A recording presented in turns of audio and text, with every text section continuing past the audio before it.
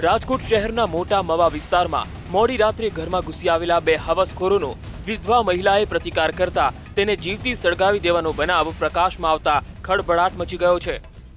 હવસખોરોના હેવાનિયત ભર્યા કૃત્ય બાદ દાઝી ગયેલી સુનીતાએ 108 એમ્બ્યુલન્સને ફોન કરી સારવાર માટે સિવિલમાં દાખલ થઈ હતી, જ્યાં તેણીએ પોલીસ નિવેદનમાં ઉપરોક્ત બંને શખ્સોએ કૃત્ય આચર્યાનું જણાવ્યું હતું। અમારે જાણીતા હતા, હોટલમાં કમાઈ જતા ને મેં કહો તને લેવા હતા ભાઈ,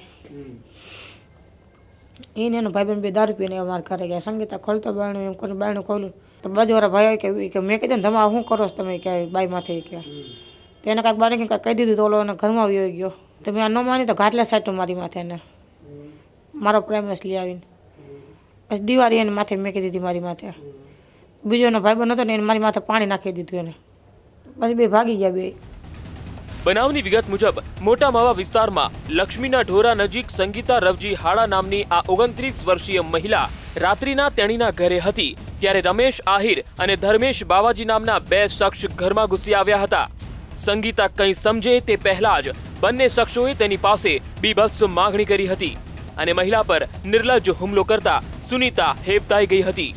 તેમ છતાં સંગીતાએ બંને હવસખોરોનો પ્રતિકાર કર્યો હતો, જેથી ઉશ્કેરાયેલા બંને હવસખોરોએ ઘરમાં પડેલું કેરોસીનનું ડબલું સંગીતા પર રેડી જીવતી સળગાવી નાસી છૂટ્યા હતા। જે અનુસંધાને ગાંધીગ્રામ પોલીસ સ્ટેશનમાં ગુનો રજીસ્ટર કરી આગળની તપાસ હાથ ધરવામાં આવેલ છે અને આરોપીઓને પકડી પાડવા માટે બીજી ટીમને કામે લગાડેલ છે। સૂત્રોમાંથી જાણવા મળ્યા મુજબ સંગીતાનો પતિ 2 વર્ષ પહેલા મૃત્યુ પામ્યો હતો। તેણીને 4 સંતાન છે। પતિના મોત બાદ સંગીતા પિતાના ઘરે રહેતી હતી, પરંતુ ભાભીને નહીં ગમતા તે છેલ્લા કેટલાક સમયથી અહીં એકલી રહે છે। પોલીસે ગુનો નોંધી હેવાનિયત આચરનાર બંને શખ્સોને દબોચી લેવા દોડધામ શરૂ કરી છે। કલ્પેશ ગોહિલ, સંદેશ ન્યૂઝ, રાજકોટ।